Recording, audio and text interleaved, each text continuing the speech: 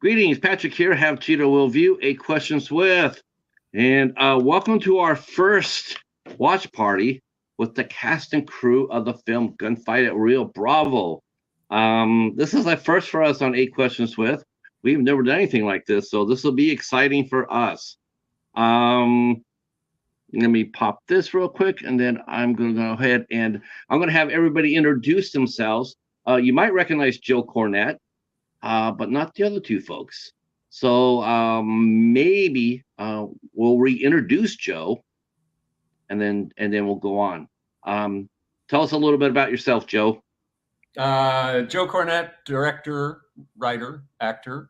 One of the stars in Gunfight at Rio Bravo, and the soon-to-be released Taken from Rio Bravo, starring Alexander Nevesky, which will be coming out in the next few months. So watch for that. Next to me is the beautiful KERRY GOODWIN, who has been in 3 movies with me, starting with the movie Promise, which you can see behind my composer Sean Murray right there. KERRY. Hello, I'm KERRY. I played Jenny in Gunfight. I was in Promise. I am also in Taken from Rio Bravo. And that is Sean. I'm Sean Murray, composer, executive producer of Gunfight at Rio Bravo and Taken from Rio Bravo. And this is my 4th film, Taken is, with Joe Cornet, and Gunfight was my 2nd with Joe. Yeah, I forgot. I gotta put this in Joe's description. He mentioned he was the writer, the director, the actor, but we definitely got to add one more title to that, and that is Gunslinger. That's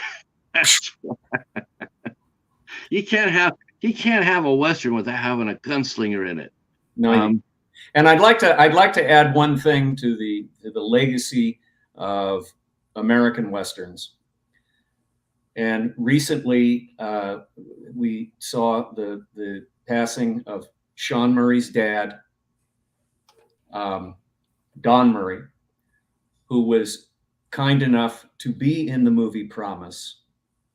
And he has 3 sensational scenes in it. I highly recommend you check it out. There's a lot of Don Murray fans out there. And I was one of them. Mm-hmm. I watched your dad when he was on Knots Landing. Oh yeah, of course, didn't we all? Yeah, I was a big fan of Don on that show. I thought he was amazing in it.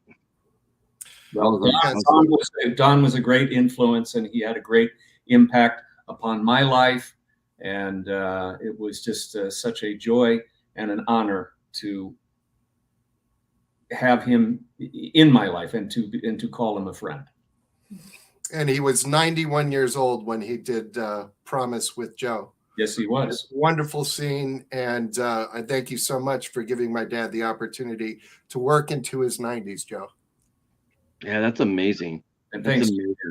Yeah. Very you know, you know, a lot of the younger people today may not know your dad's legacy as much as they should, but I definitely would recommend watching anything that he was in. He always elevated every project he was in. He always did.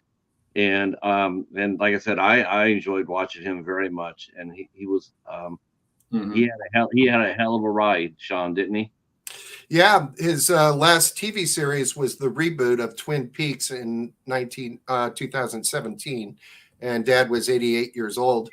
The part was originally written for a 45-year-old guy, but David Lynch had the opportunity to get Don for it, and he rewrote the part for him to be an older guy who's the head of a company, and he was in probably the most episodes out of all the other actors, maybe 8 out of the 10 or so. It was a really terrific part for him. And they had him doing push-ups at 88 years old. So it was great. That's amazing. That's amazing. To the chat, welcome into the chat. Thank you so much for being here. I see our good friend Renard, our friend from or Gizmo, as we call him here. Thank you for coming in. He's an excellent director, very good director. Directed a great movie called The House, one of my favorites. Also, Christmas Blood, one of my favorites. Our friend Steven Sheets is here. He is a fine singer. And Wilkie's Movies and Music. Thank you for coming in. I appreciate you coming in. So we will be watching the movie Gunfight at Rio Bravo. You can watch the movie with us. You can join us by going to Tubi. And let me see if I can actually drop that link down here for you. So if you want to hang out with us and watch the movie, which will be starting here shortly, you certainly can. There's the link to the movie. So if you guys all want to come in and watch the movie, we're going to be doing a commentary through the movie itself, as Joe and Kerry and Sean share their experiences with us about the making of the film. And we'll also be talking a little bit about the new movie that's coming out this summer called Taken from Rio Bravo. Okay. That's a good question. I think we're going to get some questions about Westerns, which I'm not surprised at. Our friend Steven has a question for Joe and Kerry. Have you seen the gunfight at the OK Corral where Burt Lancaster is Wyatt Earp? Of course, I have. I've seen pieces of it. I think you've seen it, yeah. Of course. Man, Burt Lancaster was a hell of a cowboy, wasn't he? Well, that movie is actually a very great studio film. And forget about historical accuracy. That's not important. Right. And, yeah. And I'm, of course, I'm a big John Sturges fan, and that movie was kind of the first of his important Westerns, because he went on to do sort of a follow-up, which was the flip side of it, called Hour of the Gun, about 6 or 7 years later, with James Garner and Jason Robards as Doc Holliday. It's a fine movie, and I suggest anybody that's interested in the whole Tombstone thing to watch Hour of the Gun. Plus, it's got a great score by Elmer Bernstein, one of my favorites. And I would recommend for Burt if you want to see Burt Lancaster, one of my favorite Western films, and definitely one of the most violent ones out there, was a movie called Lawman that came out in 1971. Yes, great movie. Great movie. Great movie, and also Valdez is coming. Valdez is coming. Yes. That's another. Yeah. So you guys can join us. There's the link to Tubi. And we're going to be watching it on there. So if you are, we're going to be starting about 10 minutes or so, 10, 15 minutes or so. Feel free to share us out. Feel free to share us out. Let me ask, because me and Joe have talked a little bit, but let me catch up with Kerry and Sean and ask them both about how they got introduced into the Western genre. What was the TV show or character or movie that got you involved into watching Western films? So I'll go. My dad watched Westerns when I was younger, and I went to film school, and I have a film degree. So it was one of those that I was introduced in university. And so I watched a lot of older, and I'm a huge film and history buff. So it was one of those that I kind of just ended up watching a lot of it and discovering it that way and falling in love with it. I have a love and hate with Westerns over the years. I went through a period where I was kind of over it. And then over time, it's like, it's fun again.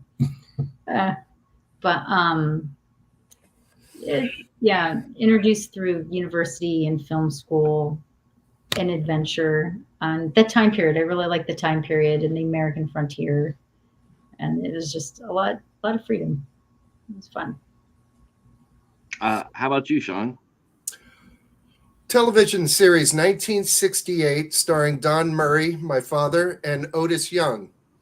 It was shot at the Warner Brothers lot, and I used to go to the set when I was a very, very young boy. And being on the set absolutely thrilled me. to see all those Western props and the rifles and the guns and the saloon tables and all of that stuff. So it was great to be on the set and to see the horses and to see my dad decked out with all of his cool gear. And that was my tactile introduction to the Western. But then my dad did a lot of Westerns in the late 50s, early 60s. Let's see, From Hell to Texas, starring Don Murray and Dennis Hopper, Diane Varsi. So that was one of my favorites as a child. And of course, Bus Stop was, a modern Western at the time, but my dad played that great cowboy Beauregard Decker. So that was my introduction. I think people, I mean, today I like to, you sort of like the, as far as watching the Western genre today, I know that there's a couple of streaming channels that are dedicated to the genre, which is really good. I think one's called Grit, and I don't know what the other one is, but they do their best to bring back the Western. Back when I was a kid, we watched them all the time. I mean, you had all the TV series. You had the guy like Gunsmoke and Bonanza, and like as it went on, it went like Little House on the Prairie. And then, and there was times where they tried to reboot the genre as it got into the 80s and the 90s, but it seemed like they had a really hard time doing it as far as on TV goes. Movies seemed to be fine, but it seemed to be harder and harder for Westerns to grab a foothold on TV. I'm glad to say that that has probably changed a little bit. I know Deadwood did really well. Yeah. But overall, though, it's the genre has managed to stay relevant. Maybe not as much out there as we'd like it to be, but it's not gone away. It's still there. It's still kicking. It's still doing very, very well. I dare say the Western films that I've seen in the last 20, 25 years, I would pretty much match up with anything that came before it. There's been some really, really fantastic Western films out there that I don't hear people talk about, which is a real damn shame because there's so many out there. People talked about this the last time. People have been talking about, well, Westerns are dead. The Western is over with. People have been saying that since like the early 70s. And then you have Clint Eastwood comes out with The Outlaw Josie Wales, which is one of the finest Westerns ever made. Okay. Yeah. And then the 80s, the Western is dead. And then you have things like Silverado and Lonesome Dove and this kind of thing. And they never die because they're like Greek mythology. They're timeless. And they all circle around. They go through periods where you kind of have this lull. Yes. And then it picks up. Like we were at a lull and then Westworld comes out and yes. then it, then you start having an uptick and it, becomes popular again. And that's kind of the rotation in the history of every genre. Mm-hmm. You're right. Yeah, it's always good to see when it comes out, and it's always good when to see it come out, But as far as I think the major studios go, I mean, they don't do it as much as they used to. Now, like when we're talking like the best Westerns, you always hear the people mention the really commercial ones, like the best Westerns, Unforgiven. It's like, wow, there's been other movies out there besides that. I give my hats off to, I tip my hat off to the remake of the Magnificent Seven. I thought the remake with Denzel was outstanding. I thought it was a lot of fun. It was very well done. Yeah. Yeah, very well done. And it made a lot of money. It made a lot of money, had a lot of had a great cast of stars in it and what have you. It's like, it's proof positive that the genre is alive and well if you have a capable director and writer and cast. Okay, I got one for you guys. Here. We're going to be starting the movie about 5 minutes, but I got one for you. If you could ride the river with one famous, a Western hero or star or what have you, what you already know mine. What character would you ride the river with? Movie or TV cowboy? Which one would you ride the river with? I like Wyatt Earp. Wyatt Earp? I love Wyatt Earp. I love his story. Are you speaking of movie character? Or yeah, I mean, who would you want to? Which Wyatt Earp? Who portrayed him? I'd go with Coster. Okay, that's a good one. That's a really good one. I have no idea. Say Paladin. Say Paladin. Paladin. All right, Joe. Who would you ride the river with? Well, it may be a toss-up between Yul Brynner's character in The Magnificent Seven or Steve McQueen's character in The Magnificent Seven. Ah, there you go. I'm not sure. That's a tough choice. Man, I would have loved to put those two in a room and just shut the door, and just stand back there and wait to see which one came out standing, because they didn't like more. Yeah, be more dangerous going with McQueen. You know that, Joe.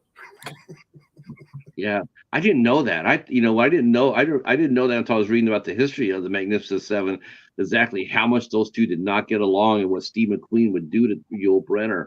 If you go back and watch all the movie, you'll see him, like with Yul Brynner sitting down, he's standing up. If he wasn't wearing a hat, Steve McQueen was. It was just subtle things that he did. Shells in his ear and doing this with his hat and all of that stuff. Yeah, he was. Yeah, they were both dealers. You know, there's a great story. I don't know if we have the time for it. It just takes a minute. Sure, we do. Sure, go ahead. A great story involving Sean's dad and Steve McQueen. This is a true story. And it was told to me by Don Murray himself in his living room one afternoon. And Sean, I think you were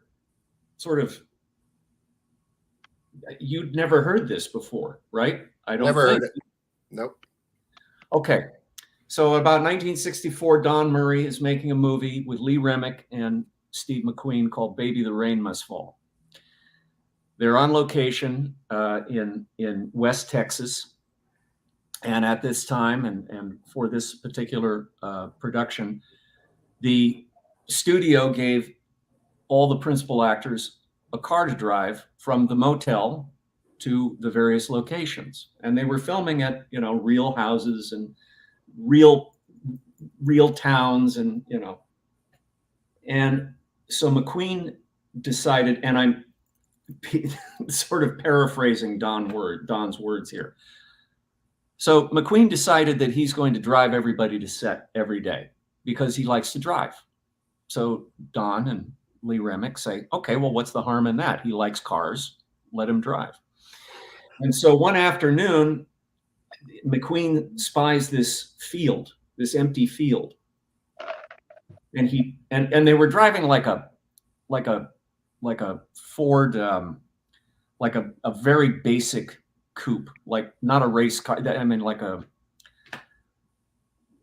Galaxy or something like that, like a mid 60s, early 60s, typical family Ford. Okay. So McQueen sees this big field and he just cranks the wheel. He goes off the highway. He's punching it. He's doing like 85, 90 miles an hour through this field. Okay. So Lee Remick is in the back seat. There's no seatbelts, I don't think, in the car. Because this was still the era when seatbelts are optional. And they're barrel-assing through this field and they're hitting stuff and they do something and the engine catches on fire. Ooh. And so Steve tries to slow it down a little bit and he looks over at Don and he says, oh, hell, I think it's going to blow. Don, you got to jump. So they literally jump out of this moving car that then bursts gloriously into flames. I have, because I researched it, I found a photo of McQueen in front of the car after it burned up. But anyway, everyone bails out of the car. And, you know, Lee Remick doesn't know what to do. Don is furious, and he looks over at Steve McQueen, and McQueen's laughing. He looks over at Don Murray, and he goes, "Hey, Don, wasn't that fun?" And of course, Don told me, he says, "I didn't speak to this son of a bitch for another couple of days. I was so mad at him." But there's a picture, and you could find it online, and he's standing in front of this burned out Ford, and he's looking, and the caption is, "Did I do that?" You know. Oh, typical McQueen, you know. He definitely loved it. Don Murray always used to, when we talk about this, and they were friends as well, but I mean, he used to say, "Troublemaker McQueen," you know. I could see his reaction. I would love to see his reaction. I would like to see your dad's reaction to that, Sean. Well, can you imagine with the you know, the three principles of the movie and endangering their lives? And you know, he did this a number of times. He crashed cars on sets well after that, famously when he was filming Le Mans in France. But anyway, I thought that was a cute story.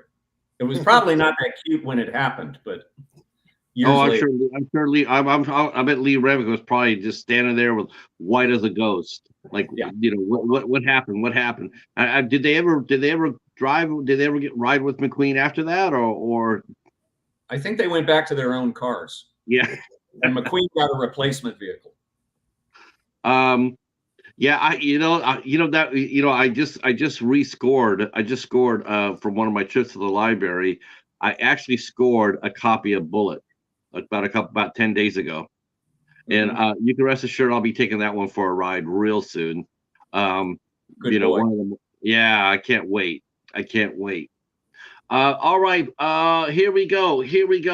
We are going to be starting the movie right now, Gunfight at Rio Bravo. And this was co-written and directed by our good friend, and acted by Joe Cornet. Lovely KERRY GOODWIN. Script was by Craig Hammond. Yes, Craig Hammond. Okay, the script was by Craig Hammond. It co-starred the lovely KERRY GOODWIN right here. It was composed by Sean Murray. It also starred Alexander Nevesky, Olivier Gruner, Matthias Hues, the lovely Natalie Denise Sperl, and a cast of many. This is going to be a lot of fun. We're going to be watching the movie on Tubi. So if you want to go ahead and get on Tubi, bring up Gunfight at Rio Bravo, and we're going to go ahead and start the film now. Whatever one of us hits a commercial, we'll let you guys know, and we'll pause it, and then we'll keep going. This will be a commentary watch. So Joe is going to be talking through the movie. He's going to be talking about how, all their experiences. Joe and KERRY and Sean will be talking about their experiences as well. So Sean was also an executive producer of the film. So this is a first for us. So buckle in and let's get this ball going. Okay. All right. Are you guys ready to go? Ready, set, go.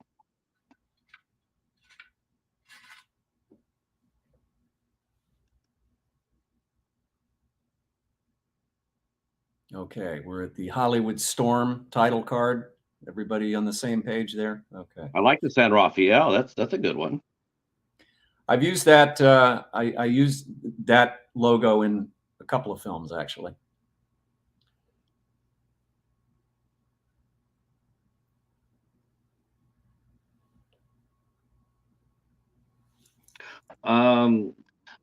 See, Sean, Mr. Bones wants to know if that is a Dean ML Sean is holding.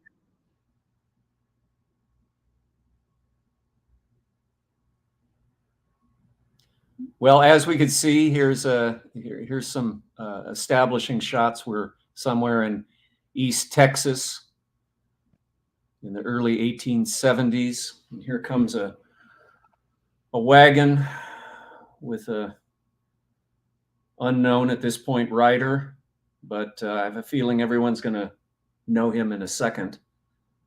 You know, it's funny, is I actually thought this was a really good way of introducing Alexander to the movie.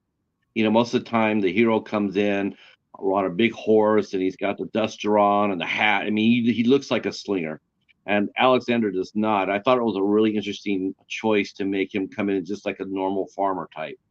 Yeah, it was great. This scene, the action that you're about to see in a couple of minutes, was all choreographed by Art Camacho, who we've used on just about everything we've done, and he's a great fight stunt legend in the business. He's done so many wonderful things. And Alex was really driving that wagon too, which is it's not easy to drive a wagon.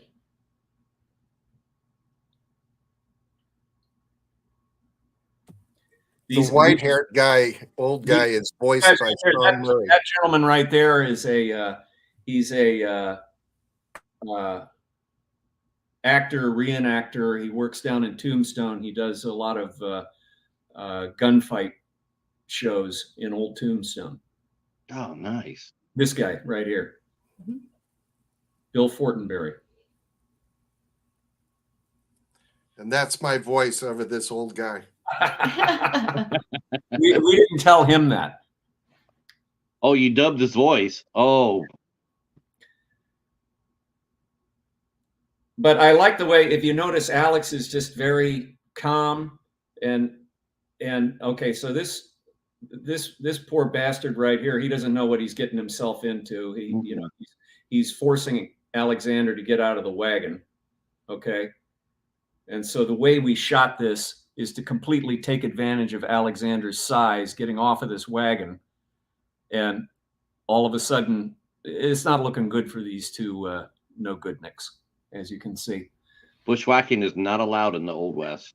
No, especially around Nevesky. That's right. And I just love the way he wields that Henry rifle as you know, just the butt of it as a weapon. And he's got a great line coming up here too. Now, how hard was it for these guys to fall? When they fall, did they fall on the ground by themselves, or did you have padding there and then edit it, or did they? Or these guys are both stunt guys, and they work in stunts, particularly the gentleman right here in the foreground. And in fact, I had a fight with him in an upcoming film that's pretty amazing. But these guys are used to falling, and without pads and crash pads, they'll fall in the dirt. They'll fall off of a building. They know how to do it. And we had other great stunt guys in this too. You'll see some of the stunts are pretty incredible. I like what we did with the credits here, with the splotches of ink on the credit sequence here. It's kind of a little spaghetti western like, I think. Okay, we have started the film. If you want to join us, we are at opening credits, and we are at about the 5-minute mark that you guys can join us at. I will drop the link down to the movie. So this is a Gunfight at Rio Bravo.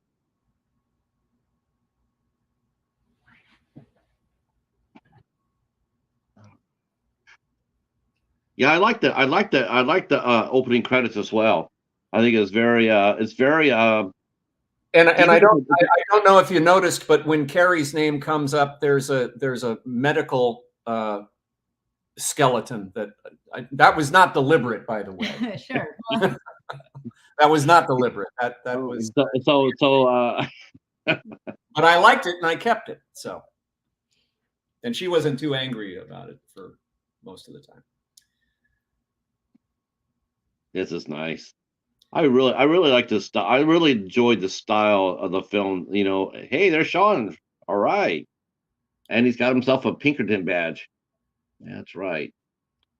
Well, you know, any great Western that's worth its salt has to have a great credit sequence. You know. Yes, I totally agree with that. Was it hard to get the props for some of this, some of the stuff? Like I noticed a box of bullets there. You know, because I know you wanted to stay authentic. Was it hard to? Is it? Are there companies that actually make props for films like this? Well, a lot of props are fabricated. What number are you guys on right now, by the way? So I could catch up and make sure I'm current here. We are. I'm at 6 minutes or 5 minutes and wow. Let's see. Where am I exactly? I'm at 7 minutes and 7 seconds. Okay. At the church bell. At the church bell. That poor church. They looked. Wow. Look how now. See again. Look at the detail in that. Look how weathered that is. That's the sort of authenticity that really makes a movie stand out for me. You know, it's not coming in. It's not brand new. It looks like it's been beat up. It looks like no one uses it anymore. I like that. What number are you guys at right now? Tell me when you see Alexander's boots come through the. He's on the porch smoking his cigarette. Right. And you just heard your big guitar hit when he came in. To answer your question, Patrick, on the props, a lot of these things are fabricated by our art department, but happily, a lot of them pre-existed. I've got a number of props in my archives, but this particular town we were filming at, Gammons Gulch, which is near Wilcox, Arizona, it's great. It's a one-stop shop. It has everything. So if you're looking for boxes of vintage bullets with the vintage labels, they got them. If you're looking for era appropriate bottles for the saloon, they got them. They got everything there. Matches for the cigars. Everything. Yeah. Everything. And there's Matthias. Yeah. And Olivier.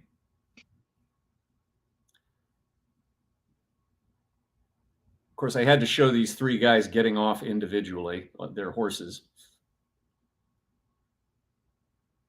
Look at Matthias, man. He still looks badass.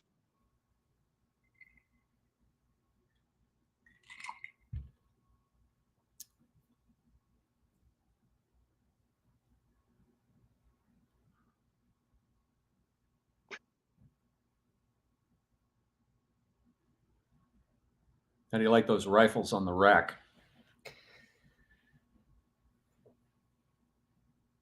Let me make a comment. Lee Dawson right here, who plays the mayor. Okay. Are you guys there? I am at they're just now walked inside the sheriff's office. There we go.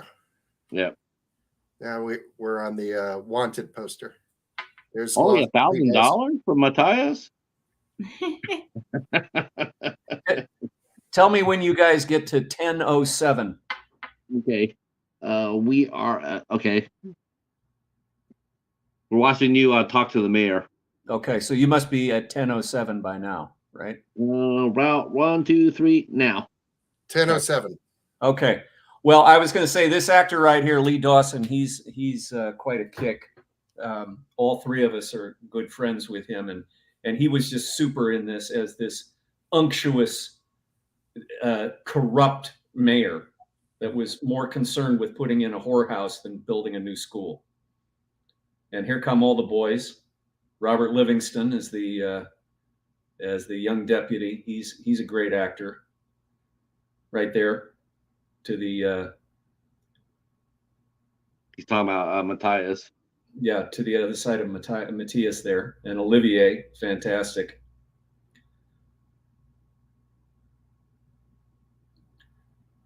Just the menace of these guys is great, you know.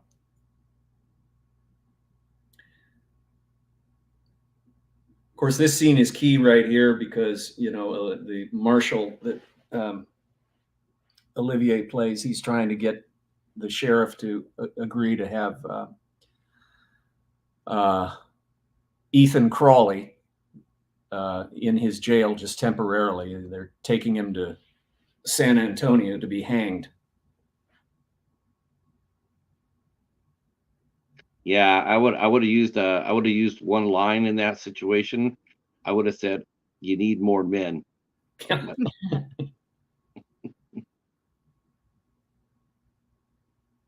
Now I'm noticing that the costumes, noticing the wardrobe right there. Yeah. Now, how cold or hot was the weather outside? Because right now the clothes look like it looks like it looks like you guys are dressed sort of warm for the weather. Was it cold?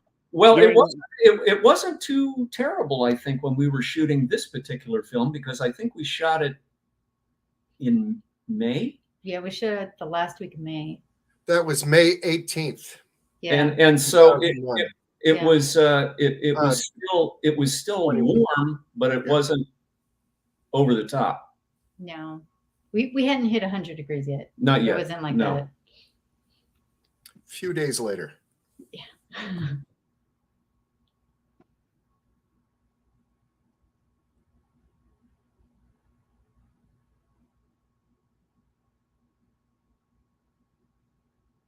And that's my boot kicking Matthias. Oh, was that really your boot or a stunt boot? That was really my boot. Oops. Did he know that you were going to do that? No, he didn't. Oh. So we're in commercial now. Oh yes, I read a commercial. Yes. So go ahead and pause, everybody, if you're watching with us.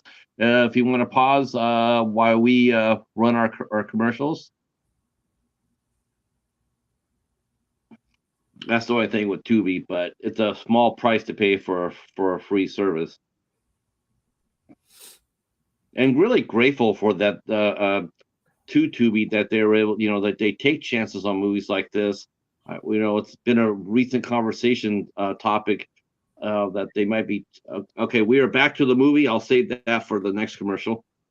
Now, was that town already built, Joe? Was that town built, or did you have to have some set designers come in and help? Well, we had set people, and we also had an art department. But and just so I could get caught up, what number, Sean, are you on? What time? Okay, we can go 12:55, where we come back from the first commercial break. 12:55. Okay, I'm at 12:30. Oh no, I'm sorry. I'm at 13. Oh, I'm way ahead of you. I'm at 13:30. Let me go back. I'm at 13:07. I'm right with you. Okay, I'm going to start there. Okay, you get a good sense as these three are walking through the streets. This is a full town.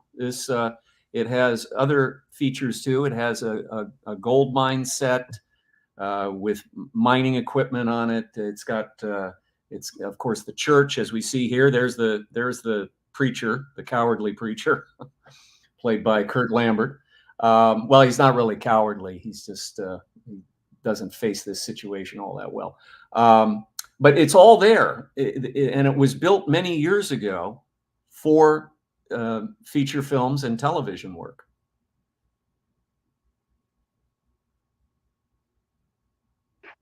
Beautiful country.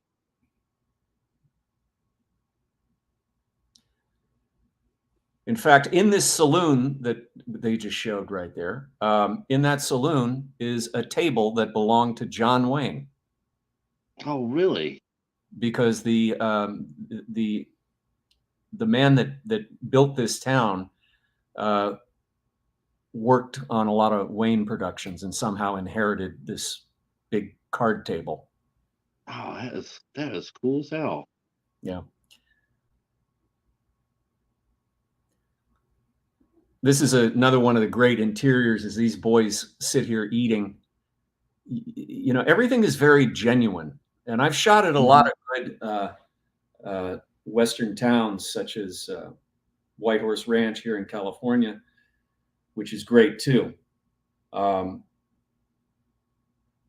has all of this ambience and the props and the interior design and the furniture and everything. So we were very lucky to have these places to film at, and in particular for this film to have this location, because it really it really makes it when you have authenticity, you know.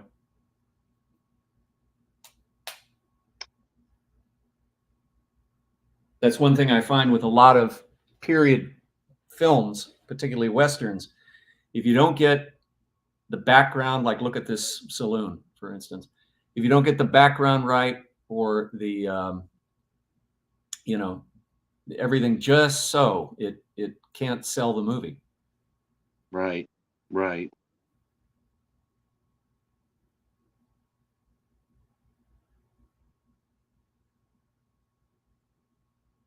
And there's Anna Orris.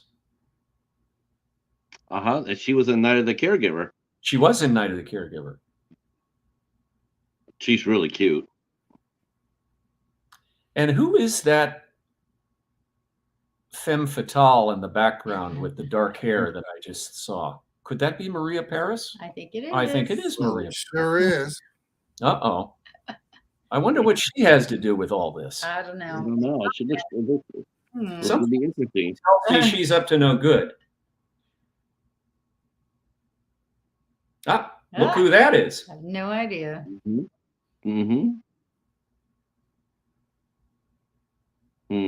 Yeah, she does. She's got that glint in her eye, doesn't she? Yeah, look at that. She's up to no good, right? Sort of nice to see a villainess for a change in a Western. You don't see that all that often. No.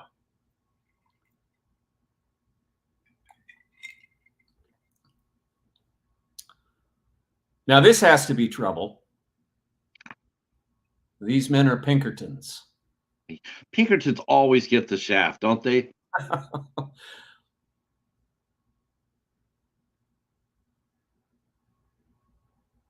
By the way, the hat I'm wearing is the hat I wore in this film.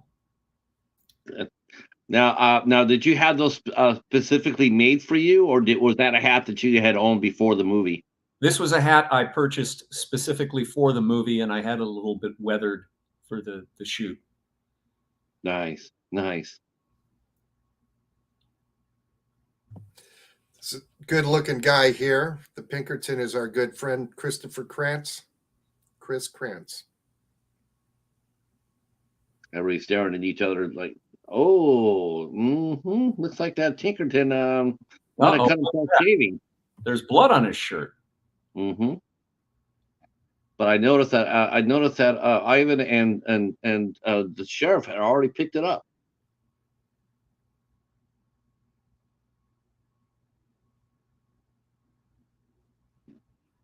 Robert Livingston, who's the young deputy standing guard outside. Oh, look at this. Okay, this was a well-directed scene by Art Camacho. There's some great action here, and I like this. Damn, Alex, no mercy. Yeah, that was a bad choice by that guy, right?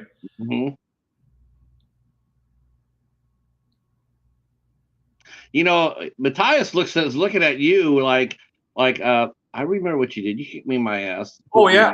Oh yeah. I remember. Oh yeah. Oh yeah.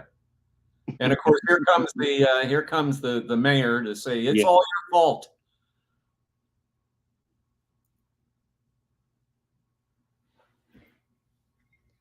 Maybe if I move this a little.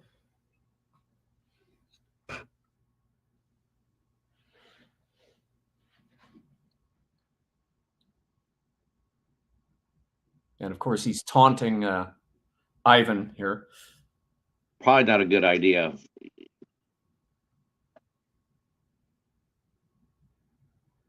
Oh, I like the badges you guys have. That's a really another cool aspect. Up here we go again. Now, what is this? That lady, she's up to nothing. She's up to no good. I'm telling you. There's no question about it.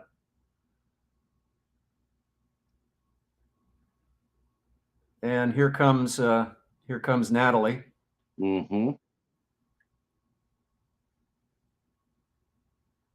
Nurse Nora, and of course, inconveniently, the doctor is out of town. Of course, right? Yeah, but you know, I think you're in good hands with Natalie. I'd rather be treated by Natalie than a doctor. Yeah, of course. Now, what audition scenes did you have your actors act on? You know, to audition for the film. What scenes did you have them? You know, to act to see if they got the roles or not. Well, we kind of knew in advance who we were going to get and why. Like with KERRY, I already had her picked for the film. Do you recall, Sean, if Robert Livingston did a video? Yes, he did. He did an audition for us. Yeah.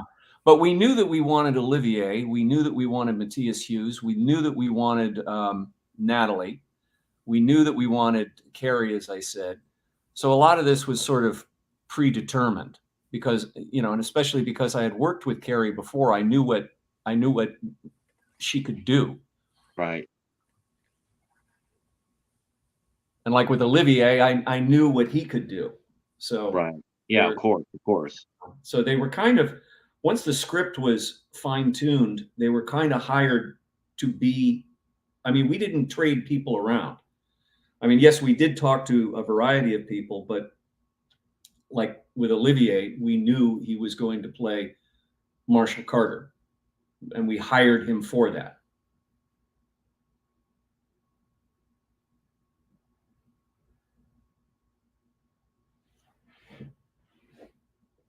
I thought this scene was really poignant. You know, most of the time you see a scene like this, and there's, you know, the sheriff's not allowed to show any emotion. You know, it's like, oh, he lost his deputy. Okay, he lost his deputy, but you know, he's staring at it. He lost a friend, and he's looking at his friend, and he's missing him, and you see that emotion on his face.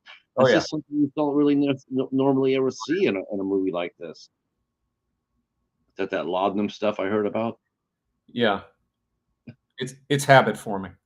Yeah, this is some kind of elixir, and we don't know what the elixir is, but it sure packs a wallop. I thought Natalie was quite good, her interaction with the marshal here, because you know, where she's got the thread to stitch him up with, you know, she's got the needle, you know.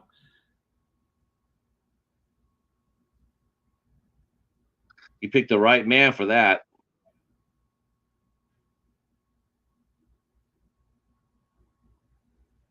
We had a good makeup team on this one too. It's good to know. It's good to know that Natalie can handle a needle and thread like that. Yeah, but other than that laudanum, I don't think there were any other painkillers. So no. Uh-oh. Here we go again.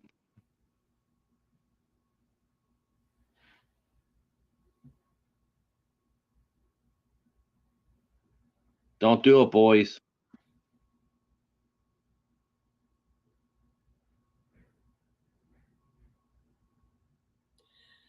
This gentleman right here, John Mars. I think we're at that point, aren't we, Sean? Yeah, yeah. He just walked up. He's talking to your femme fatale.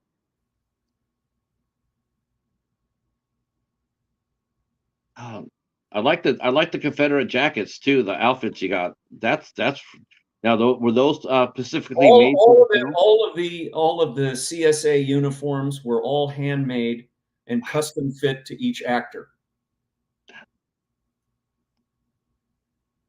We have a great wardrobe department over there. Hell yes, you do. And I love her line when she says, "He was big, biggest son of a bitch I ever seen." But John Mars is a great actor. He's a blast to work with, and he nailed this role. He just nailed it. And he was so menacing, and he was so good, and he was so deep in it, you know, and he was great.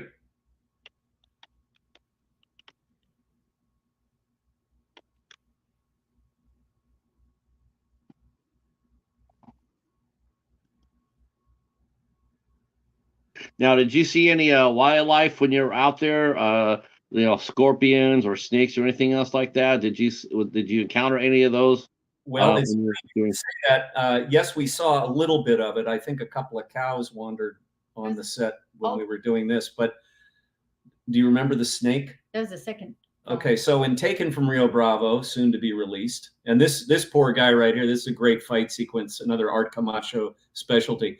But we were filming Taken from Rio Bravo, and I was shooting these villains riding furiously into the camera, and so I had set them up. We were filming in this gulch, and I set them up way down at the couple of 1,000 feet away, and they were going to ride in furiously, and then everything came to a stop, and I'm wondering what in the heck is going on. Tell them what happened with the boys will be boys, and next thing you know is they're moving the horses around because they're all on horseback, and they're all staring at something and trying to get the horses to go one way, and horses won't do it.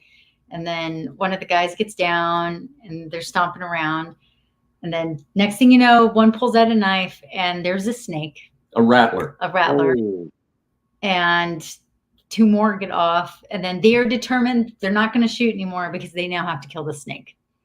So we spent 20 minutes watching them kill a snake as the entire camera department. And everybody was like, what?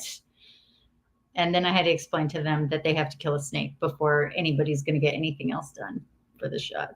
Because they're real cowboys, yeah, and that's what they do. If there's a venomous snake, it has to be dealt with. Yeah, Yeah. They were doing it for the safety of the crew and the cast. Yeah, and they did it. They got it.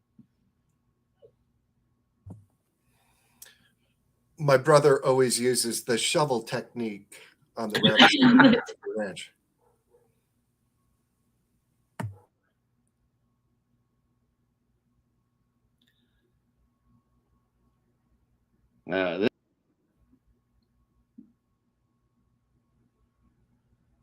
Yeah, this is an Art Camacho specialty. This whole fight sequence, and I couldn't believe the way it came out. It was just fantastic. Well, you already know how this guy is gonna die. Oh yeah.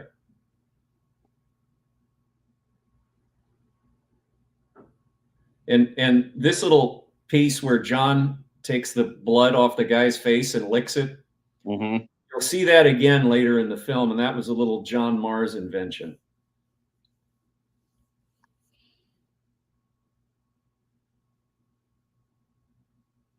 Anyway, well, I guess the marshal got patched up by Nurse Nora. Yeah. With some assistance by Ivan, and he looks better. He doesn't look the worse for wear. That's some excellent stitching.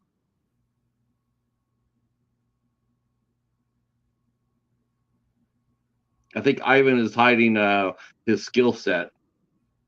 Well, here's where we learn a little bit more about him here.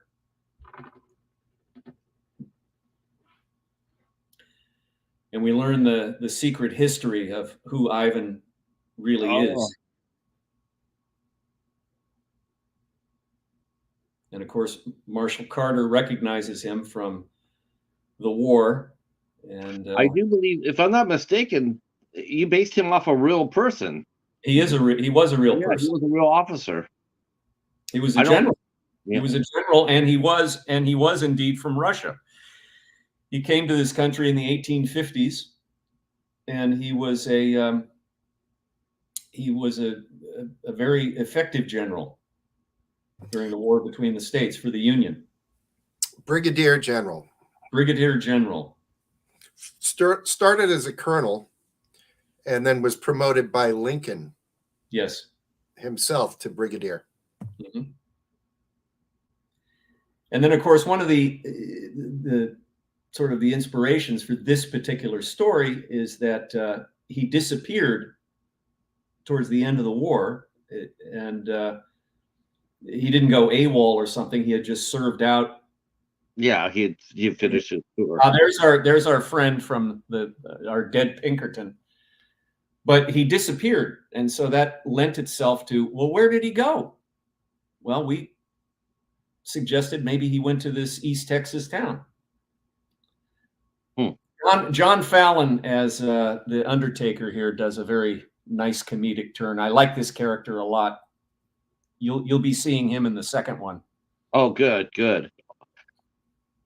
Now, how many are returning characters besides you and Alex will be returning to the? Will Kerry be all? Kerry, you'll be returning as well, right? Kerry's coming back, but that's the only spoiler alert I'm going to give you. Oh.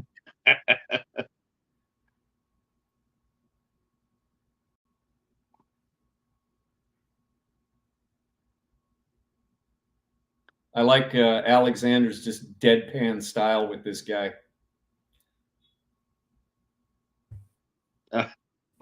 Notice the healthy bottle of cocaine. Yes.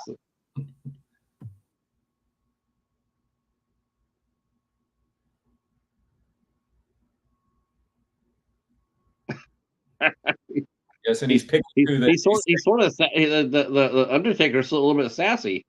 Mm-hmm. Yes, I'm not surprised to see this. That's exactly what Matthias would be doing, even back.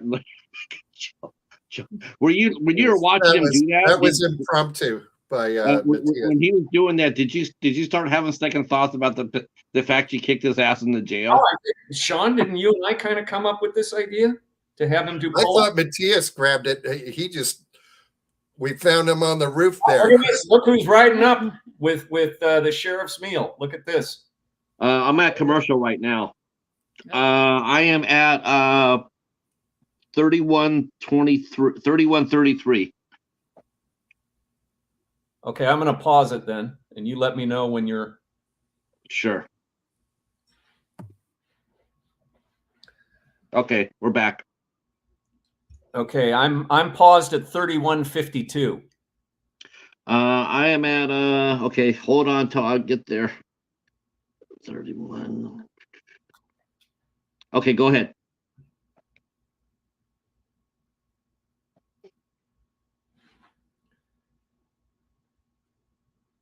I like the way she balanced that tray, on the horse. Look at a true gentleman taking off his hat.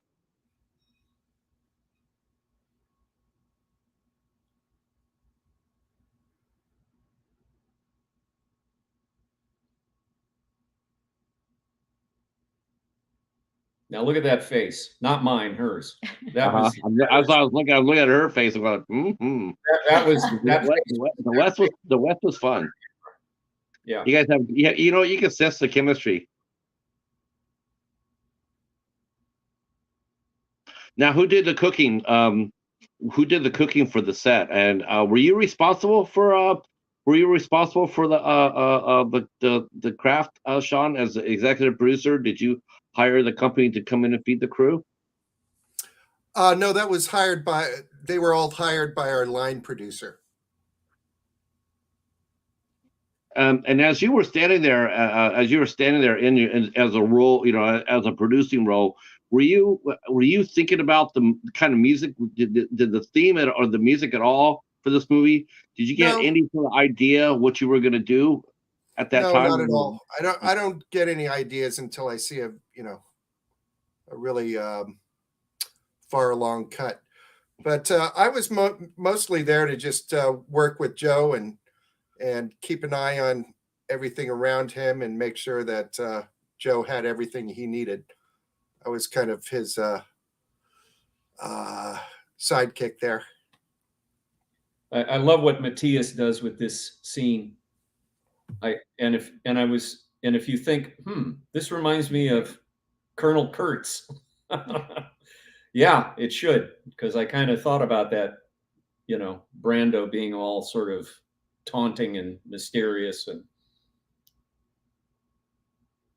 in Apocalypse Now. So we find out that Vernon had a somewhat of a shaky past, but now he's come to the side of the Angels. Yes, and there'll be more to find out in the next film.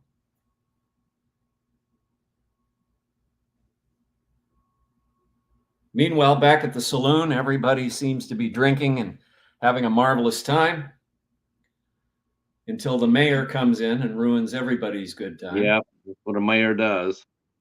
Someone should throw him out into the horse trough. It's his favorite thing to do. And Lee Dawson did a little invention himself right here.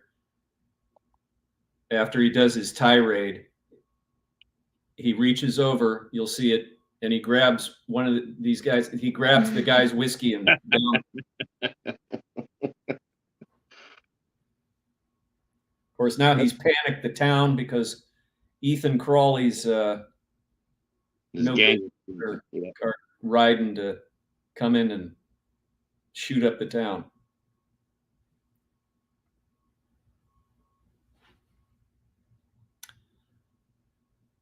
So now between the marshal and Ivan, they've sussed out what happened to the real Pinkerton agents.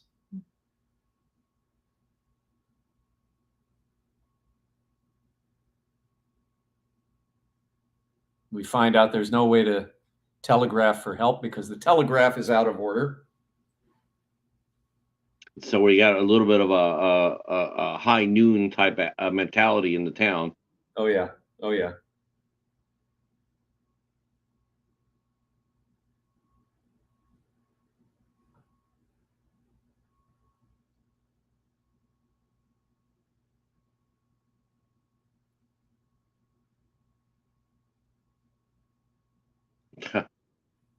And of course, we have total panic and chaos here. Yeah.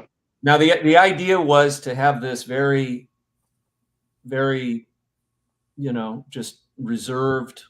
We don't really know who this guy Ivan is. This is where his character really starts to open up, and you'll see that. There's the cowardly minister.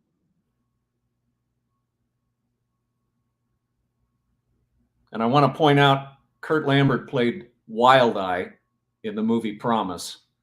You'll see him. He's in the poster right behind Sean there.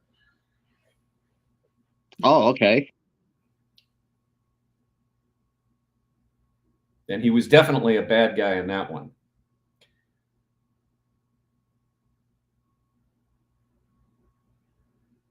Now look at that face.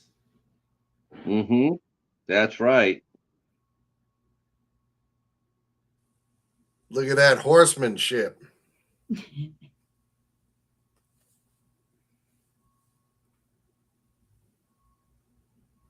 Yeah, that's a bad little. That town's gonna be hard to defend because there's too much high ground around it. Yep. Oh, speaking of cocaine, looks like the boys are partaking a little bit of it themselves, huh? That's right. We're gonna fire up the troops.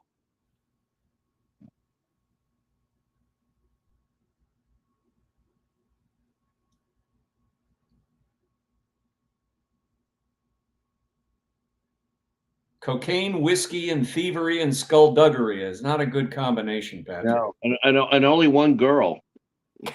could be in a bad spot there. This is a good scene, kind of highlighting some of our weapons. I like it.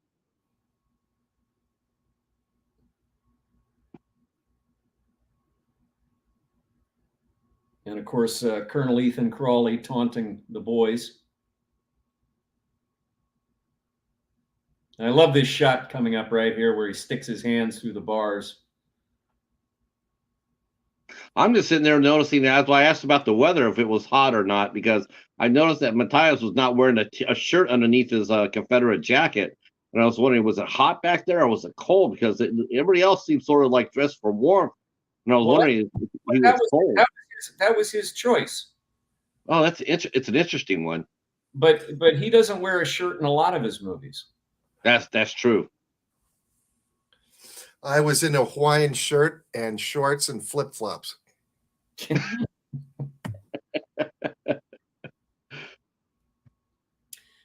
How much food did Alexander and Matthias and Oliver eat on set? I don't know that they consumed all that much on set. I mean, Alexander was running around and doing all kinds of different things, so I don't know that he had time to really bask in the craft services department. Man, those weapons are clean.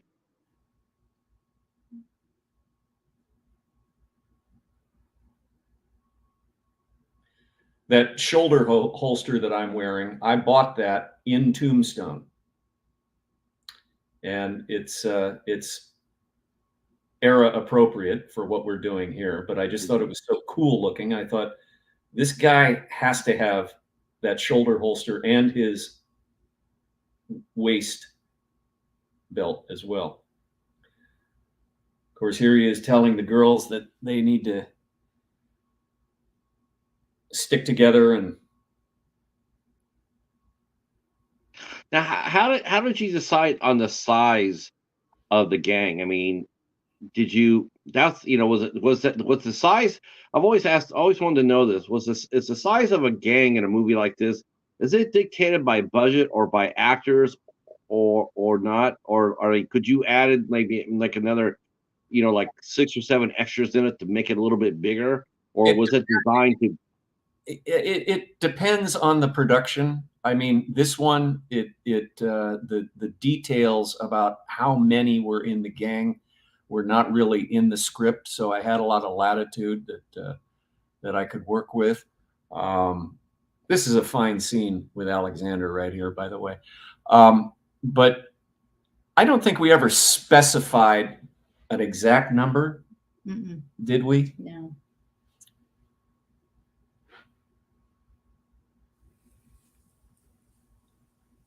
I think it was just enough to get everything done. Yeah. But not too much. Yeah, I mean, you don't want to have like a Thermopylae, like 100 against 3. I mean, it's like yeah. But then you don't want to have 10 against 3, or like 20 against 3 is like what you guys have. Well, you had, but you killed 3 of them already. So good job, good guys. You'll see. I lent my talents to the Hellhounds myself later in the film. Oh, did you? And I'm just wondering. I wonder what it was like when you were sitting there for the first time and you watched the completed film. Like what was going through your head as far as scoring the movie. How many scores did you go through before you settled on the one you liked the best? Did you do a variety of music takes on it, or did you pretty much have an idea after you watched it through the first time of what you wanted to do? Joe and I spotted the film, decided where we wanted the music to come out, what we discussed what Joe wanted to achieve in the scene, and I just went with my instincts. I did want to use guitars, such as in this piece right here. Here's one of the main themes of the movie, when Ivan is transforming into the fighter from the merchant. So this was a very guitar-heavy bass theme, and Joe really wanted that. Looks like he got all his gear from the war. He kept with him. Officers did keep all their weapons and whatnot. They did, yeah. Yeah, this is basically his bat cave now. All the secret weapons.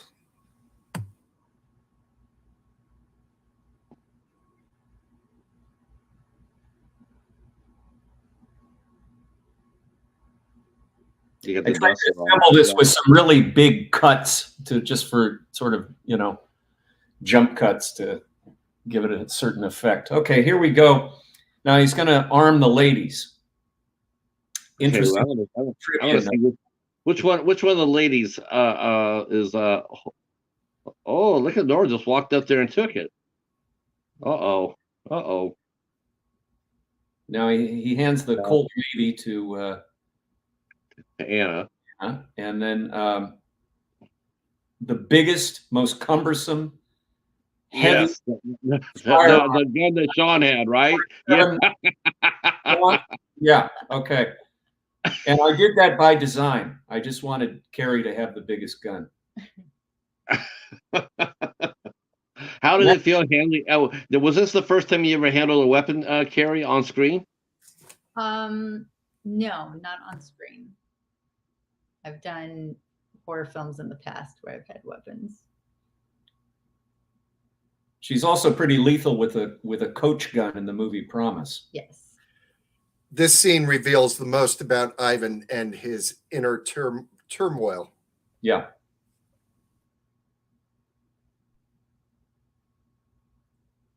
God, look how pretty Natalie is.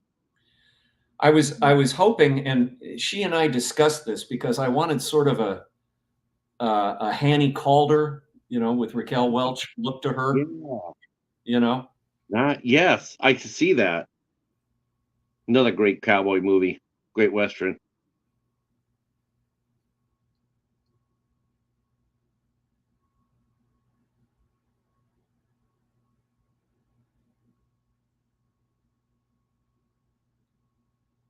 There's some great acting by Alexander here. Really, really good.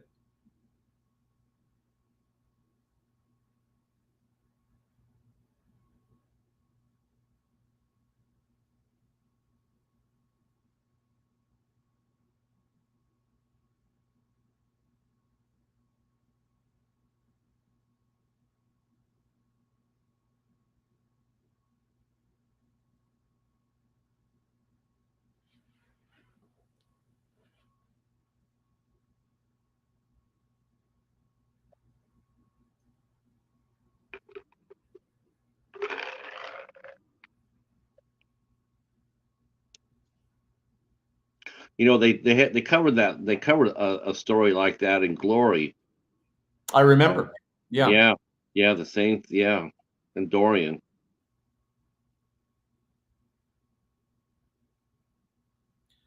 These two worked on this scene quite a bit, but it came together so well. The dialogue is excellent, by the way. I thought, and these two just really they shined in this particular moment.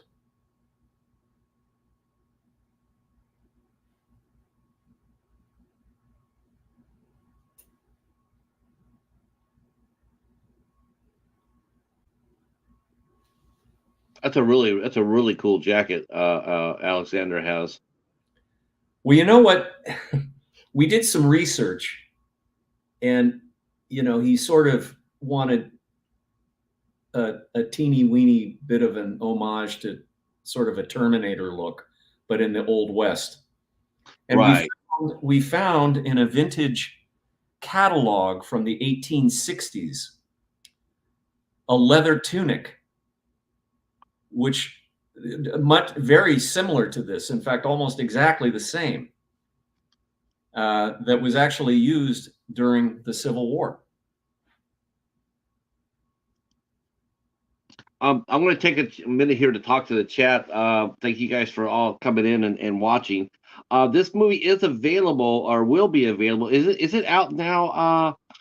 Joe, did Shout Factory release this on DVD and Blu-ray as yet, or is that still coming? You could own your own copy on DVD. Yes, absolutely. Yes. And that is Shout Factory, right? Shout Factory. Yeah. Yeah. So you can get a copy of this film on Shout Factory. That's so cool too. It's really cool that coming out on Shout Factory. I think that's really yeah, that's fun.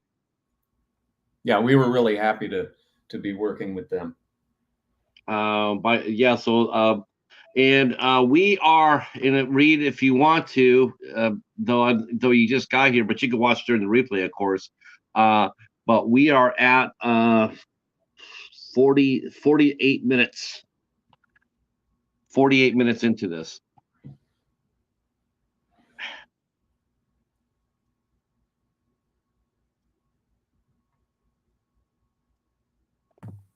Yep. There's an interesting instrument that I used on this theme coming up with the overhead shot of the mountains. I used what's called a harmonium, which is basically a keyboard harmonica that you blow into with a plastic tube. And right. It's really great sound. It's kind of like a harmonica, but mixed with an organ. Yeah, see that high ground right there. If they would have had if they would have had if they would have had a little bit more, they could have, which I think it's good that you didn't. But I mean, if they would have had a little bit bigger, Patrick, through the lens of the scope. I think we just passed. Now, the roadway there, was that pathway there when you got there, or did you have to work on it to smooth it out? No, that was there. Okay.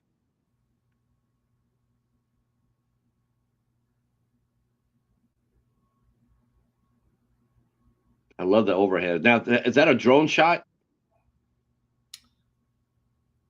I think I'm just a bit behind you. Yeah, that is a drone shot. But it is a drone, yes. Okay. See, I'm at 50. I'm at 51 minutes. Let's get back to the stampede of horses at 50:06, if we can. Okay. Right, Joe? How's that sound? Mm-hmm. You can talk about how you shot this scene. Here they come. The bad guys are coming. Yep. Okay. Okay. Well, we had all kinds of different setups on this, and all these guys are fantastic writers. And yeah, I'd love to lie and say we used a crane or a helicopter, but we didn't. We used a drone. No, it looks great. There, I mean, it just is. I think I tell you the truth, I like it better as a drone shot more than I would a crane or a helicopter. Mm-hmm. Man, Okay, well, obviously now they're coming into the town.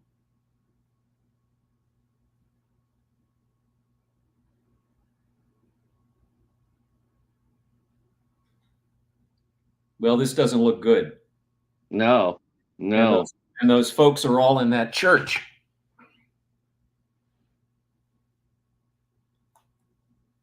Why do I have a feeling that Jenny's going to be the sharp-eyed shooter in this showdown?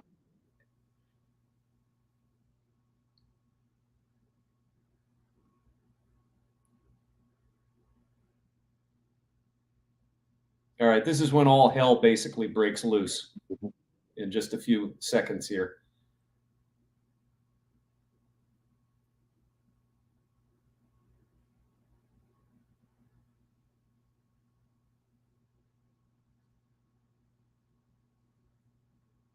Now, if he would have had Alexander come out, put his hand out of the grave, and grab somebody by the boot.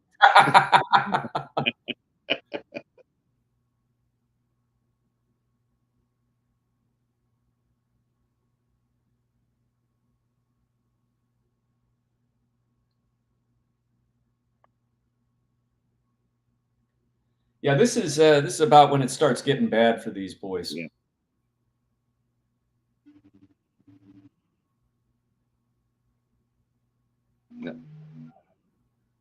Uh-oh. She got caught out of the church.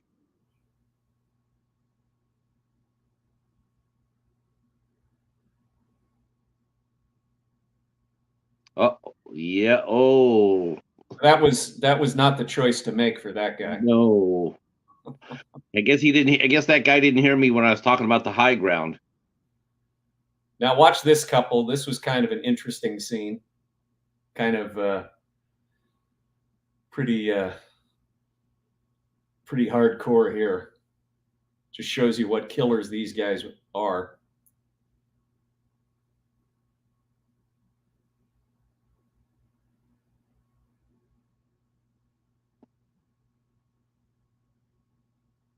Man, is he pounded his wife back there like that? Yeah. Oh, those guys are going to die hard. I like this one. Now he's got the bloody knife. Yep. And he licks the blood off and just tosses the knife in a cavalier fashion. Here comes the rifleman. I insisted on putting that where his boots are. I don't know if you saw that, the underside of the landing there. You could see him walking. Here he is with his trusty Henry rifle. There's Murray.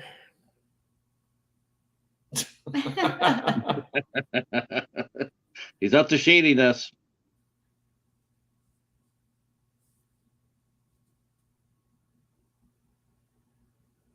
Wow, clean shot. That's actually Olivier's son. Mm-hmm. Oh.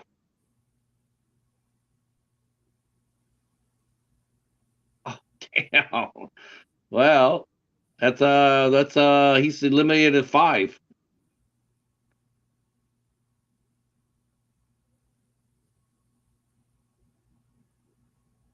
Coming up to one of my favorite stunts in the movie. Oh yeah, that was amazing. Check this out. Oh. Oh. Now did he fall? Now tell me he fell on a pad. Yeah. Oh my God, that would have been a hell of a stunt.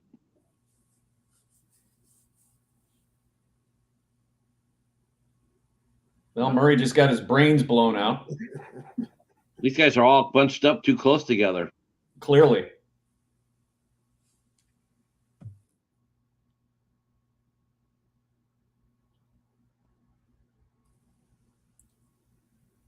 You know what I loved about this fight right here?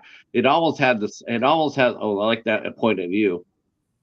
It almost had a good vibe. It had the same sort of vibe like Open Range had, like Yeah. Alexander's and the Kevin Costner character. You know, these guys should stick to shooting and not trying to pick up on the girls. Uh-oh. Oh. Poor Jenny. Yeah.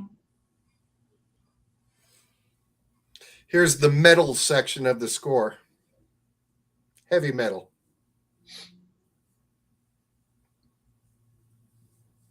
Now the sheriff just can't stand it anymore. Yeah. He's had enough.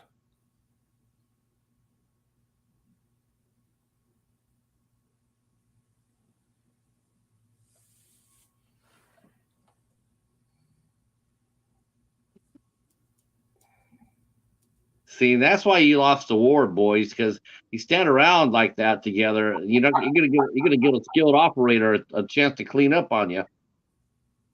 Look at that.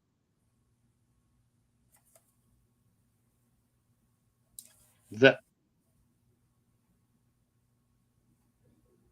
Uh-oh.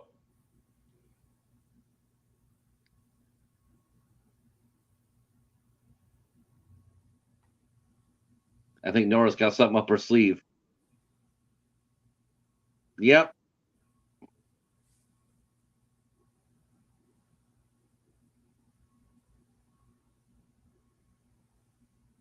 And here comes her avenging angel. But she did crack some eggs. Yeah, Ooh, she did. She put the coup de grace on his butt. Yeah.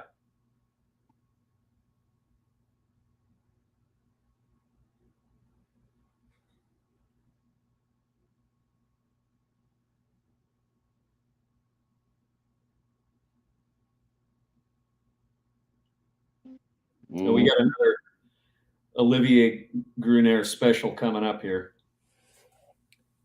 Watch this. This was fun to shoot. I mean, these guys are just wailing on each other. Man, Oliver could bring it. Oh no, you didn't. You let him have that kick. Oh, yeah. That is badass. I forgot that. I forgot about that kick. Oh, that's so badass. And then he shoves him right into this.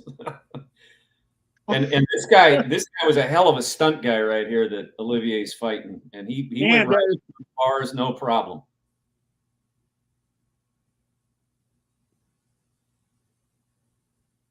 Well, that's about it for him.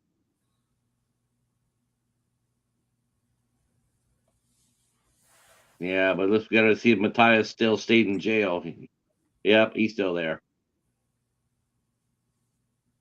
See, now he realizes this boy's they should have came in on a horse.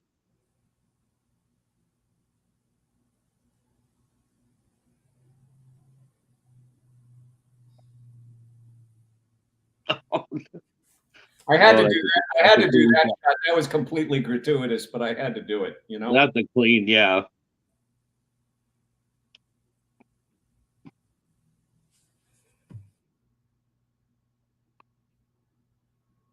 Let's see. Russell's mentioning The Undefeated with John Wayne and Rock Hudson's his favorite Western. That's a great one. Hi, that Michelle. How are you?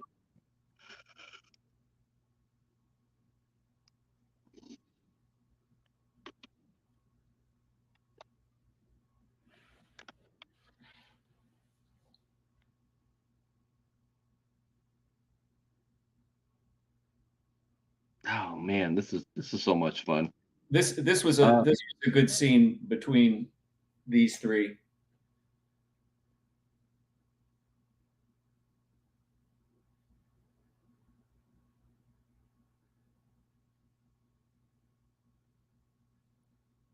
And of course, now we have that tense moment where the sheriff just doesn't know what to do. Let's see. I'm watching Jenny get stitched up. I'm a little bit ahead of you, so I'm gonna pause it. Okay, I'll tell you what. See, I'm gonna pause it when you get to 10012. Okay. Okay.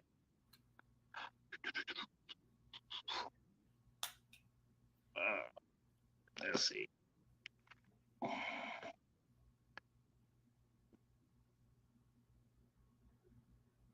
All right, go ahead.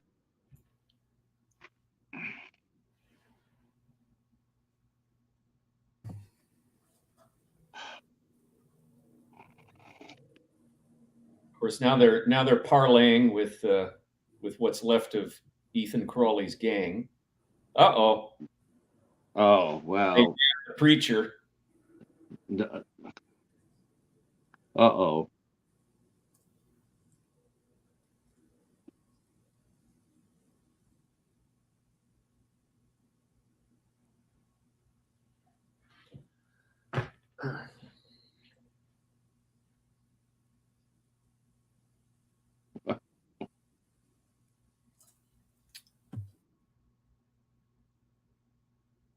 See, I don't see how the bad guys have any sort of clout.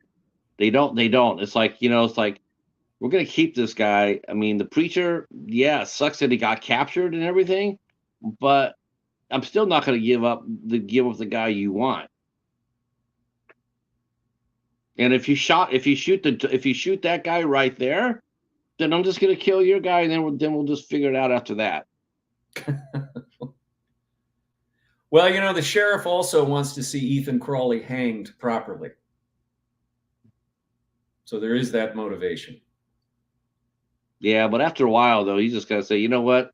Let's just shoot the kneecaps off his ass, And the sheriff is a little troubled by this. Because he doesn't really know what to do. Yeah. Yeah. Yeah, these guys are not going to keep their word. That's the one thing about it. It's a hard thing because but Sheriff Kelly's got to think about it. Yeah.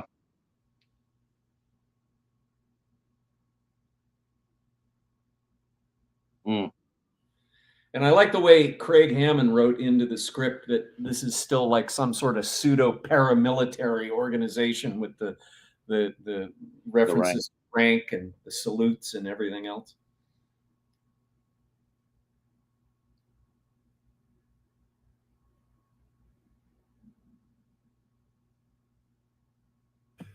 That's very historical as well for Yes. some of the bands that roamed around after the war that refused to give up.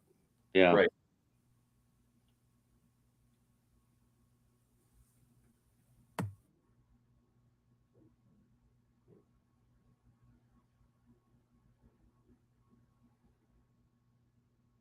Uh-oh.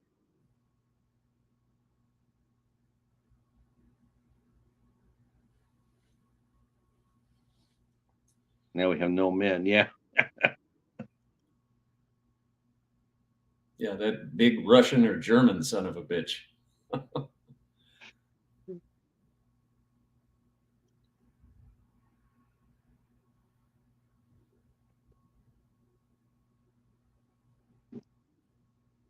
Oh, that's right, Russell. My rifle, my pony, and me, sung by Dean Martin and Ricky Nelson. What's that was I think that was the remake. That was like Real. I think it was Rio Bravo though they did together. Well, that was Rio Bravo. That was the original, and then the quote unquote remake was El Dorado.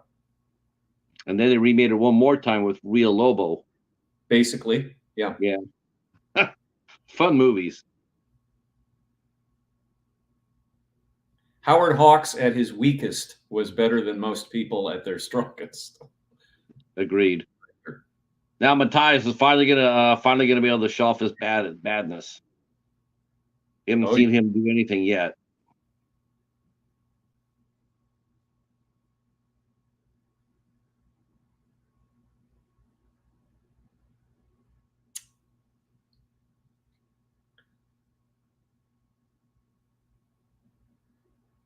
Uh-oh, this is not going to end well. Yeah, no, I think he, yeah.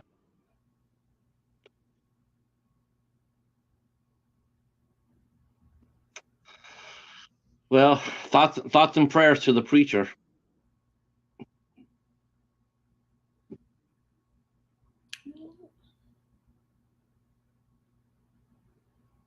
Hmm.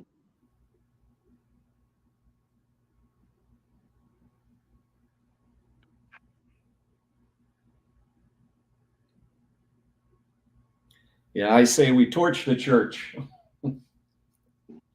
This is a bad dude here. Yeah, he's not a very. Yeah, well, he's cranky. He probably didn't get it. He probably didn't get any food in jail. Yeah. Uh-oh.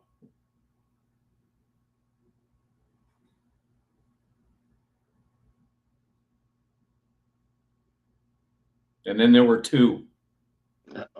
Make that one. That's what happens when you sit around.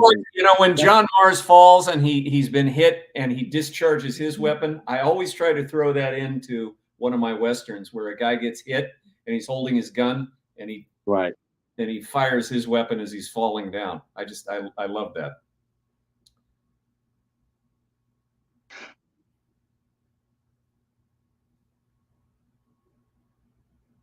I probably wouldn't be talking, Mr. Crowley. I'd probably be trying to, you know. Oh no, he wants to go hand to hand. Well, remember he's out of bullets. He put them all in the preacher. So he's like, "What are you going to do? Shoot an unarmed man?" And of course, Ivan is just chivalrous enough that he's not going to do that.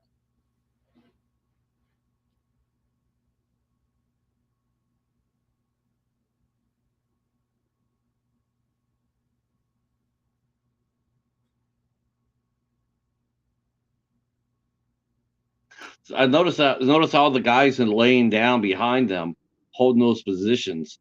That must have been that's tough.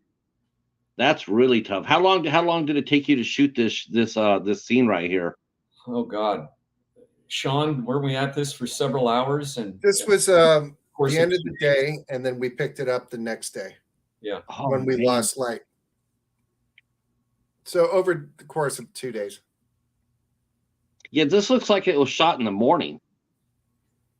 This was evening, nearing sunset. What I was trying to do with this, you know, you always had and of course, I had forgotten that Matthias is a lefty, and he's got a right-handed draw holster, but he just reverses the gun and cross draws it, which I thought was a cool solution for that. But when I was trying to envision what I was going to do here, of course, you know, I would always think of the classic Leone in an arena, the circle of the characters facing each other off. But I tried to rotate the camera more, you know, so it's like they were moving one way and the camera was, you know, fluid, sort of another way. And I had to get that, you know, that's was a necessity. It's a very heavy acoustic and electric guitar theme here. Yes, wonderful music. Showdown.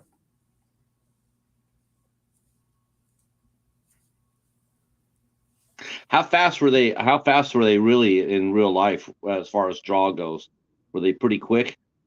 Well, quick draw really was a thing that was in Wild West shows at the turn of the century, and circuses and things like that. Quick draw was not really a thing in the West, but it remains very cool. I mean, being fast was important, but being accurate was, like John Wayne says in The Shootist, you know, it's being accurate that counts, and having the will to do it.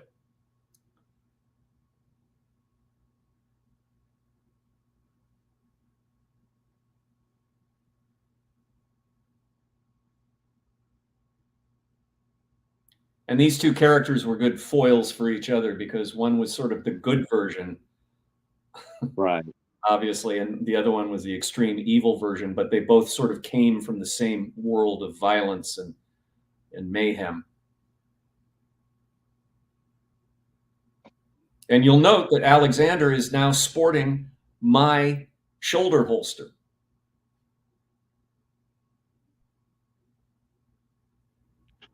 The mayor's coming back. Yeah, I don't think he's coming back either.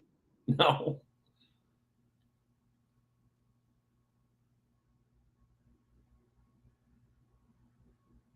And this sets up. I love the fact you guys set this up for Matthias to come back next movie. I like it.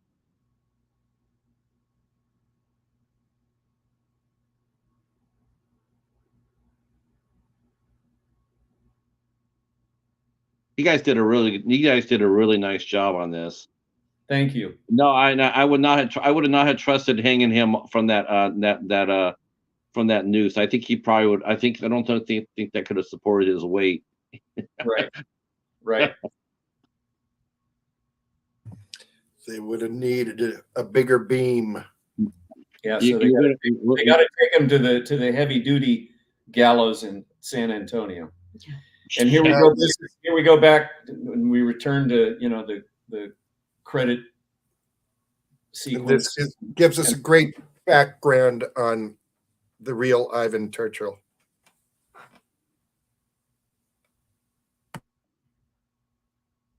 And there's the real guy right there. Ah, that's right. He's not as good looking as Alexander. That's right. And he fought a lot of wars too, didn't he? Yeah. Yeah, I believe he was in the Crimea. Yeah. Yeah. 1848. Mm-hmm. 1853, actually. Yeah. Now, now was there anybody inspired to write about to bring him into the story? Well, where did the inspiration come to use General Churchin as the character in this film? Well, the idea was the story was completely concocted by Alexander and Craig Hammond, and once they refined what they wanted to do, then Craig wrote the screenplay, and naturally it made sense to base it on this Civil War general, because he was a real guy and he did disappear, and what might have happened answers a lot of questions for the audience, right, to make it more believable. Right.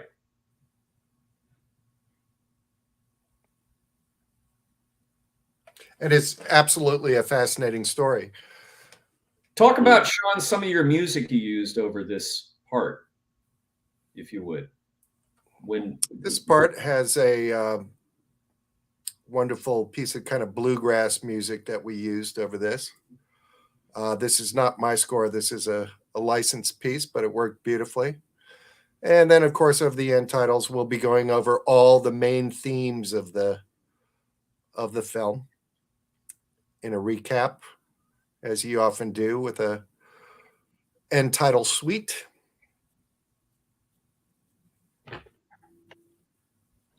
So we used a lot of guitars, but we also had very big orchestral sections.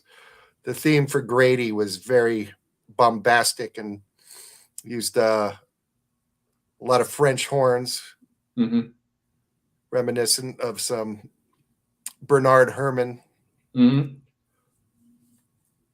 score. And then, you know, a lot of inspiration from various composers, Jerry Fielding, of course, even Michael Small. And I got to say, if you think this score was muscular, wait till you hear the score from Taken from Rio Bravo. Yeah, I love the fact you guys came through there and said, you know, you're going to come back. I really like that too. You know, I'm really glad that happened. You know, the movie did well enough, and you know, not only going to come back again, but you know, establish a franchise. I mean, that's a rare thing now. You know, especially for westerns. You know, it's so rare to be able to establish that sort of a longevity. And it's gonna be a lot of fun watching. I can't. Do you have any idea when the second one will be released? You mentioned summer, but will that be like July the 29th? Wow. Okay. And then you're gonna get a theatrical release out of that as well. We are, and we have played theatrically in basically all our films that we've done together. That is the coolest. And as you know, the last film we released was Night of the Caregiver, which seems to have found a nice audience. And we talked about that when you were here last time. That movie really took off. A lot of people really enjoyed that film, and I nothing but praise for it. Everybody dug it. I was so glad you got such a great reception, because I really enjoyed it. I thought Natalie and Eileen were just they were so cool together. Yeah, they were great. I absolutely, and of course you got the phenomenal Eric Roberts. You and him had a great scene together. I mean, just, you know, I was really tickled. I was like, this is great. Thank you. Now I know what you're working on right now, but I also know too, you being a screenwriter and a filmmaker, I know you're already working on do you just work on one movie at a time, Joe? Or can you like, we were talking to a young man, another Joe, named Joe Lujan, the other day, and he runs Carcass Studios, and he has like a lot of movies at the same time. He has like a shared universe. He's got like different projects going on all the time. Does that work for you? Does that approach for you? Does that work for you? Or do you like to have one project and see it through to completion and then move on to the next one? Well, ideally, you could be working on a couple at a time, meaning not simultaneously, you know, filming, but, you know, have one in the can, you're taking it to editing, you're out at location again, you're filming again. That's what we have been doing. We've been producing films one after the other. And I'm going to announce right here, exclusive to your show, that I have a couple of fun little projects coming out very soon. And the first one will be my first book of fiction, which is based on my first feature-length screenplay. And it's an omnibus of tales of the Old West. And it's called A Prayer for the Damned and Other Tales of the Old West. And that will be out very, very soon. And on the heels of that, I am working on a special edition of the movie Promise, starring KERRY. And that will be a special re-edited director's cut. Okay. So I'm quite looking forward to that. And I can't yet say what's next up on the production schedule, but we have a production schedule. I'm not going to say what it is that's coming up yet, but everyone will know very, very soon. But watch for Taken from Rio Bravo, which is the second installment in the Rio Bravo franchise, coming out at the end of July. I can't wait for that. Like I said, I'm so tickled that I'm so tickled that that it has done so well, and Thank you know, you. it's a great cast coming up too. It's going to be a lot of fun. Yeah, hats off to you. Hats off to you and your entire team for this. It's been a lot of fun. This actually worked out really, really well. I had a blast tonight. I absolutely had a blast. I hope you guys enjoyed it too. I Oh, know absolutely. I know you've seen the movie several times over, but thank you for seeing it with us. And so now we get to see it how you saw it through your eyes. And I'm tickled. I think it's really fun. Sean and Kerry, I mean, we're gonna talk after camera. I got something I got to ask each one of you. But Russell here, great friends, great fan of the Cowboys with Bruce Dern. Yes, that's another. That's a good.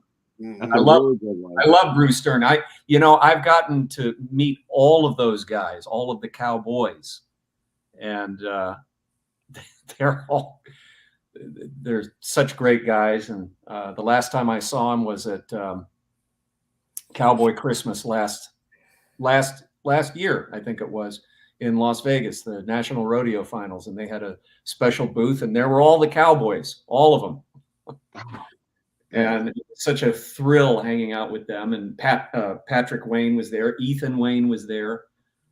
I gotten to know Patrick from another venue here in Los Angeles, and what a thrill it was to hang out with all of them. You know, that's one thing I say about the Western fans too.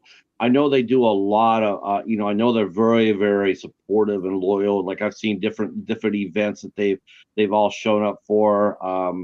I was really touched when Johnny Crawford got sick, and how the Western community all just rolled out for him, and helped support him while he was going through his last of his journey.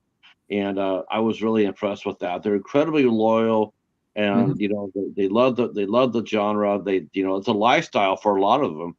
Oh yeah, absolutely. I've met a really a lot of these guys, Patrick, are in fact real dyed-in-the-wool cowboys. A lot of these guys that you see in this picture doing the furious riding sequences, I mean, they're real riders, and Kerry is an accomplished equestrian, and we're gonna give her a little more to do in the next one. That's right. Horsey wise. And but yeah, all these, that's what makes it great, is because you talk about it is a community. There's much like there's a horror film community, which is also great, but this cowboy community, these guys really do know how to rope and ride and do all that stuff, and it just, they're very authentic, and it really shows too. I mean, everything in the movie looked really great. It looked absolutely, it was spot on. I like the dialogue here. I like the interaction between the different characters. It's not as easy as it seems. It really isn't. And like I said, I mean, you want the Western to come out there, and it, to me, is almost like they have to prove themselves a lot more than a lot of other genres do, because there's not that many of them being made. So when you do it, it seems like you have to be more careful, more accurate, because Western fans they're sort of like military fans in that respect. Like you got to be carrying the right equipment and the right way, otherwise they will notice it, and they're not afraid to speak up about it. Sometimes they understand, especially with military ones like World War II, what have you. Sometimes they understand that they don't have the resources necessarily to equip an army or a battle scene or whatnot. They might have to use a different not accurate tank or a truck or what have you, but that's because they're using what they have, and they're forgiving of that. But sometimes when you like to wear the fruit salad the wrong way, or carry the weapon the wrong way, or mention a unit, the wrong unit, they get on you, and they're like, well, I appreciate you with the fact what you're trying to do, But if you're going to do it, try to do it a little bit, you know, try to be a little bit more accurate. Personally, I'm just glad the movie gets made. That's how I look at it. You know, I can let my imagination fill in the gaps. You know, if it's not dead on, you know, I'm not gonna harp on it. But I just know that fans of the genres are diehard. You know, they want it to be true to form. Well, we try to fulfill that obligation to authenticity. I mean, you can't get it right every time. I mean, I used to be maybe somewhat more of a stickler on these things than I used to be.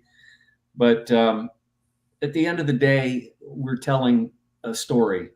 Right.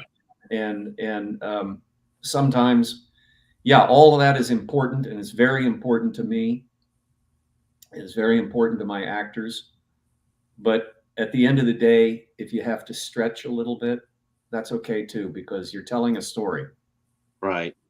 And you gotta, like I said, you gotta use your imagination. You know, Right. you know, you fill in the gaps. I mean, if you know what they're trying to say and how they're saying it, so just, you know, go along with it. You know, go along with it, and and enjoy it for what it is. And Exactly. Gunfight at Rio Bravo was a hell of a lot of fun. Thank you. I hope And, everyone. That's my most important thing. Whenever people ask me what should they take away from the movies that we do, and I said, first of all, I hope they have a great time. I hope they're having fun. That's what I really want. All right, boys and girls. Thank you for showing up for Gunfight at Rio Bravo. I dare say this was a big success tonight. I appreciate this. This is the first time we've done a watch party with the filmmakers and the cast and crew of a movie. This is and seen it all the way through. I can tell you right now that we're going to do this again. I'm not sure with who or what, but I do know that we're going to do this again because this was an absolute joy. I had a blast doing it. Thank you guys all who came out to support it. We will be back on Tuesday for our regular 8 questions with. On Tuesday, we'll be talking with filmmaker Mia. I always get it wrong. She's got 2 first names. Let's see. Mia Holly Kim. Okay, Mia Holly Kim, filmmaker Mia Holly Kim will be with us on Tuesday at 8 p.m. We have film director and studio owner Brandon Rhines from Higher University. He'll be here with Wednesday on the 21st, and then next Thursday will be Greg Scorpion from Scorpion Metals. He will be here. Our metal sculptor Greg Scorpion will be here, and he will be showing off some fantastic art. Thanks again for your support. If you guys just stay behind there for 1 second, I'm going to say goodnight to everybody else, and we will see you Tuesday night. Be safe, everybody. Thank you, everyone.